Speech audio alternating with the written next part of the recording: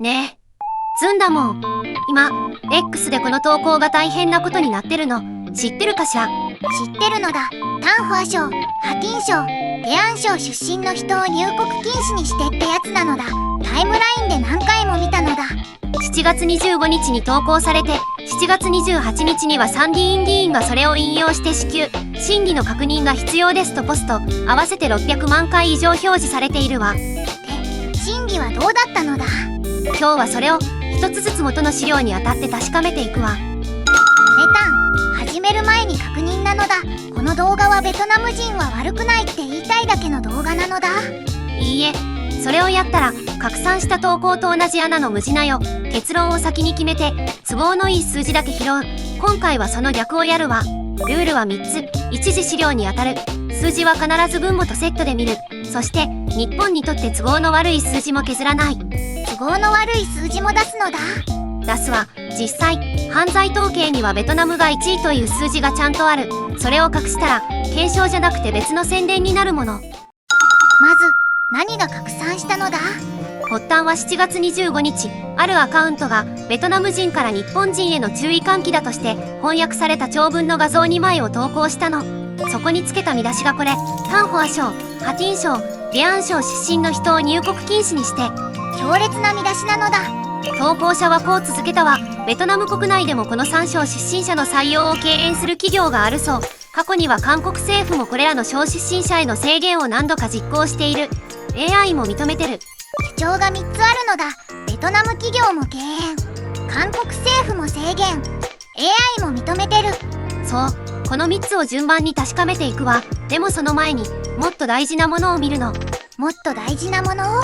見出しじゃなくて中身、画像2枚に書かれた元の文章そのものよ。これが1枚目。冒頭は確かに見出しの通り3省出身者の入国禁止を求めているわ。見出しと合ってるのだ。でもその同じ1枚目の終盤にこう書いてあるの。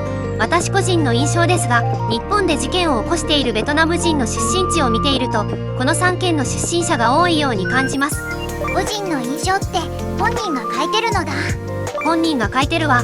この投稿の中核にある3省出身者に犯罪が多いという主張は元の文章の中でデータではなく個人の印象だと明示されているの。見出しからはそこは消えてたのだ。消えていたわね。そして2枚目を見るともっと決定的なものが出てくるの。2枚目の文章はこう。技能実習の送り出し機関や仲介業者が卒業証明書などの書類を偽造していたと言われている。前科がある人でも渡航手続きができたという話も聞いたことがある。と言われている。聞いたことがある。全部伝聞なのだ。そう、伝聞の印。でもこの人はそれをちゃんと自覚しているのよ。続けてこう書いているわ。もしこれらが事実であればこれはベトナム側だけでなく日本側にも審査確認体制の不備があったことを示しており、両国がより厳格に管理すべき問題だと思います。日本側の審査にも問題があるって自分から書いてるのだ。そしてここが一番大事。この長文の一番最後の一文よ。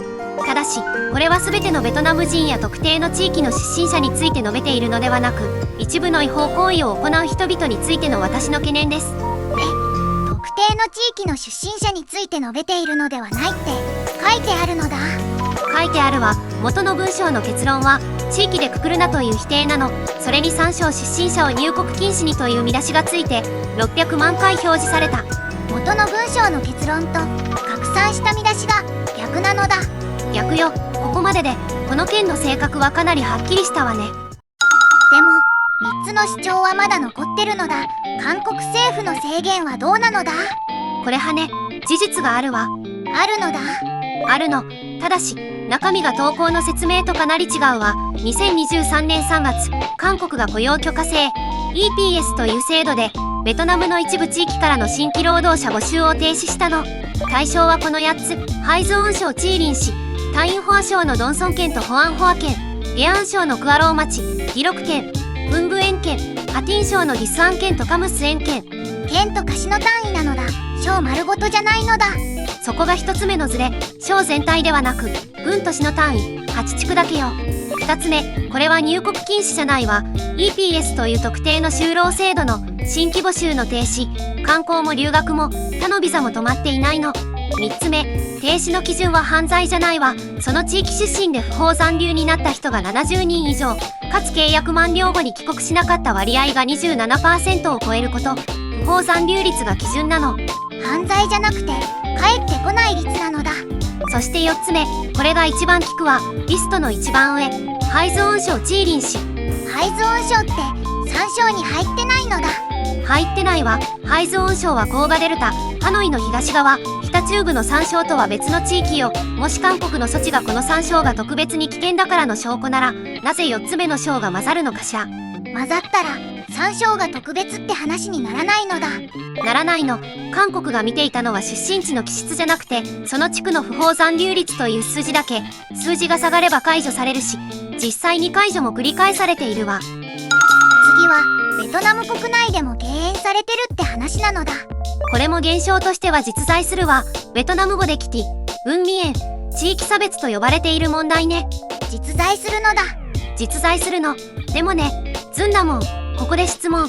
ベトナムのメディアはそれをどういう文脈で報じていると思う？この地域の人は危ないから気をつけろって報じてるのだ。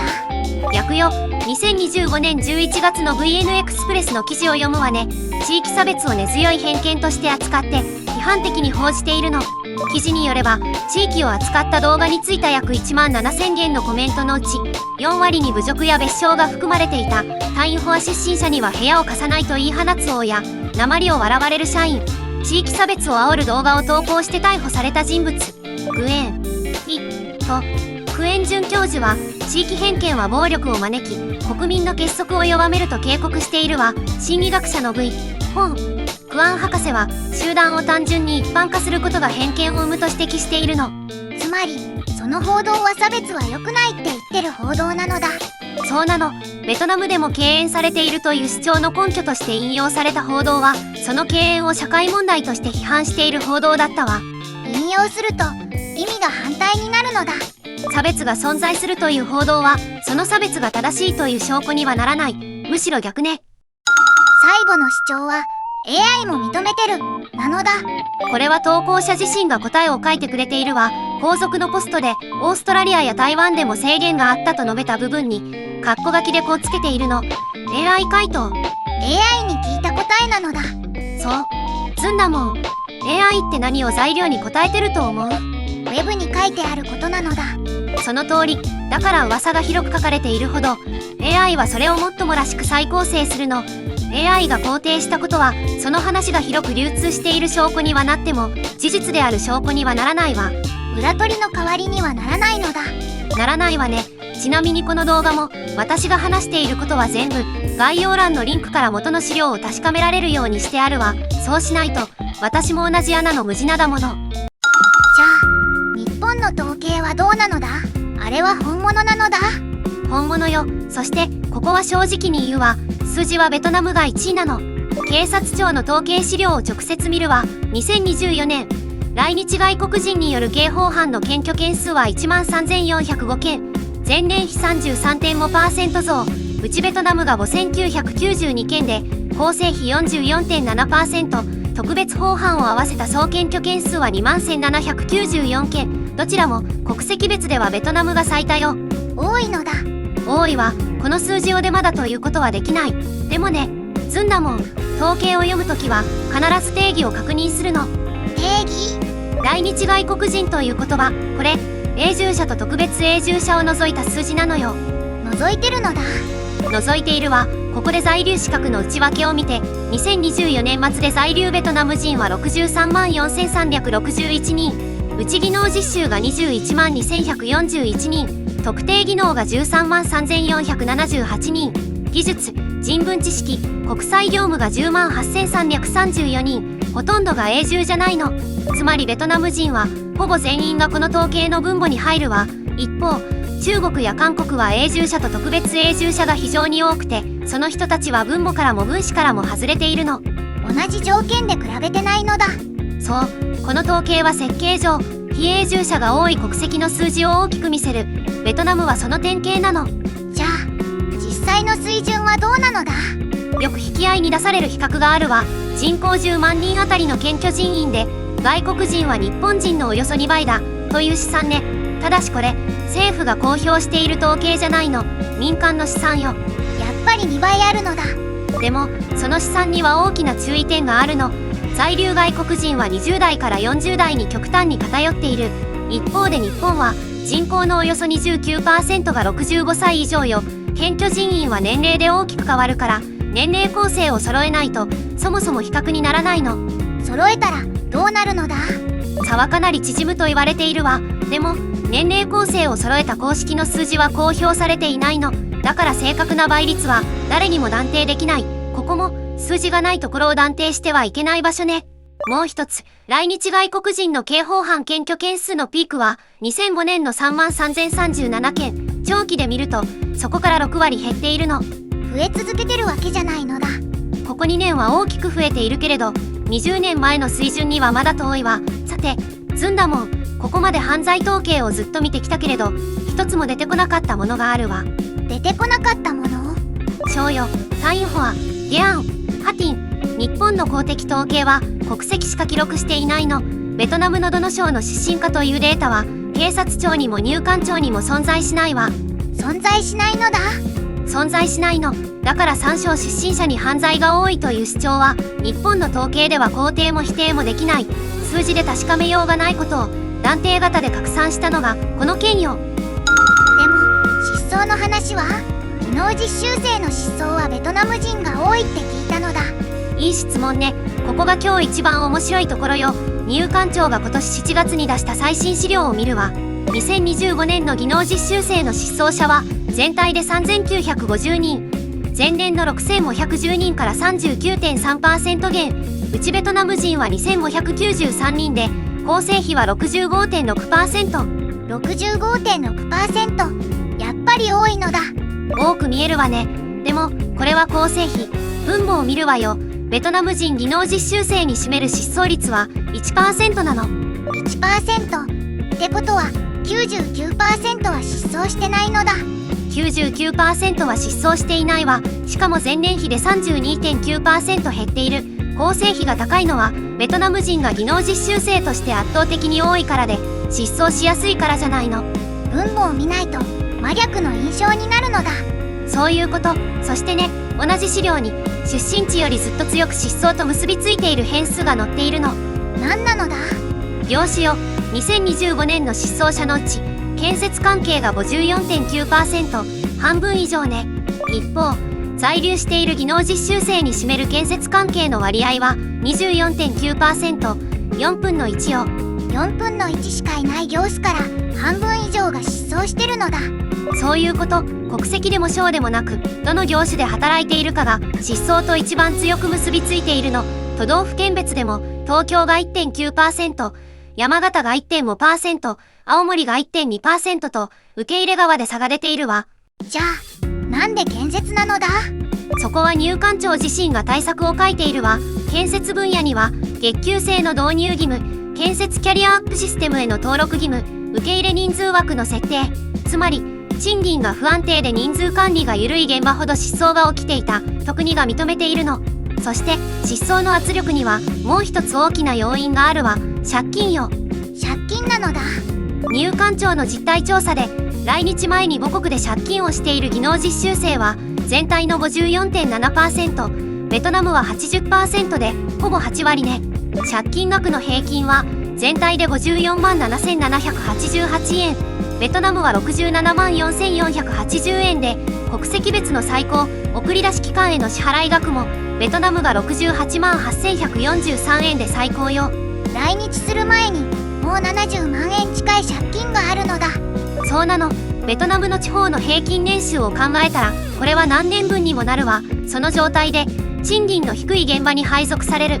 失踪はここから生まれるの。じゃあ北中部の3省の人が多いのはなんでなのだ？経済と地理よ。タインホア、ゲアン、ハティンはベトナムでも歴史的に最大級の出稼ぎ供給地なの。農村人口が多くて地元の産業が少なくてその分送り出しブローカーの網が濃く張られている。送り出し産業が集中している地域から送り出される人が多い。ただそれだけの話ね。気質の話じゃなくて産業の地理の話なの。じゃあその3省を止めてもブローカーの網が隣の省に移るだけよ。借金の構造も建設現場の賃金も何も変わらないわ。原因じゃなくて出口を塞いでいるだけだもの。最後に聞きたいのだ。そもそもあの山椒って治安が悪いエリアなのだ。それ一番簡単に確かめられる主張よ。外務省の海外安全ホームページを見ればいいだけだから。なんて書いてあったのだ。ベトナムのページ危険情報の欄、現在危険情報は出ておりません。全度でゼロなのだ。全度でレベル0、スポット情報もなし。タインフォア、ゲアン、ハティンを名指しした注意喚起は一件も出ていないわ。じゃあ日本大使館が実際に何を注意喚起しているかというと、2026年7月の在ホーチミン日本国総領事館によるイカサマ賭博被害への注意喚起、それと台風情報ね。ホーチミンなのだ。山椒じゃないのだ。そうなの。旅行の安全情報として見ると、あの山椒を危険エリアとする公的な根拠はどこにも存在しないわ。あと返信で見たのだ。山椒は中国との国境沿いだから中国の影響があって。あれは地図を開けば5秒で終わる話ね。タインフォア、ゲアン、ハティンは北中部、国境を接しているのはラオスよ。中国国境までは直線でも300キロから600キロ離れているわ。地図すら見てないのだ。そういう断定が何百件もリポストされていくの。それが今回一番怖いところね。まとめるわね。まずこの件で確認できた事実。一つ、韓国の措置は実在した。ただし軍市単位の8地区で対象は EPS という就労制度の新規募集停止。基準は不法残留率。しかもリストには3省以外の省も入っていた。2つ、ベトナム国内の地域差別は実在する。ただしベトナムのメディアはそれを批判すべき偏見として報じている。3つ、日本の犯罪統計でベトナムが国籍別1位なのは事実。ただし来日外国人の定義と年齢構成を補正すると見え方はかなり変わる。4つ、日本の公的統計にベトナムの省別の内訳は存在しない。だから3省出身者に犯罪が多いは統計では確かめようがない。5つ、失踪と最も強く結びついていたのは出身地ではなく業種と借金だった。6つ、外務省の危険情報はベトナム全土でゼロ。元の投稿が言いたかったことはほとんど残らなかったのだ。見出しは残らなかったわね。でも元の文章そのものが指していた問題は残ったわ。書類を偽造するブローカー、日本側の審査体制の不備、そして借金と賃金の低い現場。それ全部この動画で出てきた話なのだ。そうなの。元の文章を最後まで読んだ人は多分同じ結論につくわ。見出しだけを読んだ人が約980万人を一括りにしたのよ。980万人。タインフォア435万人、ゲアン383万人、ハティン163万人、合わせて約980万人。この人たちを1枚の画像の見出しでくくったの。最後に一つ聞いていいのだ。どうぞ。北村議員が言った支給真偽の確認が必要ですは正しかったのだ。正しかったわ。確認は必要だった。今日やったのがその確認よ。確認したらだいぶ違う景色だったのだ。そうね。積んだもん。覚えておいて。数字を見せられた時に聞く質問はいつも同じ。分母は何？定義は何？一次資料はどこ？この3つだけで今日の話は全部自分で確かめられるわ。分母、定義、一次資料なのだ。最後にお知らせなのだ。フードデリバリーのロケットナウ招待コード MRNMWDEG を入れると1000円もらえるわ。招待コードは MRNMWDEG なのだ。概要欄にリンクを貼っておくのだ。今日の資料のリンクも全部概要欄にあるわ。自分で確かめてね。最後まで見てくれてありがとうなのだ。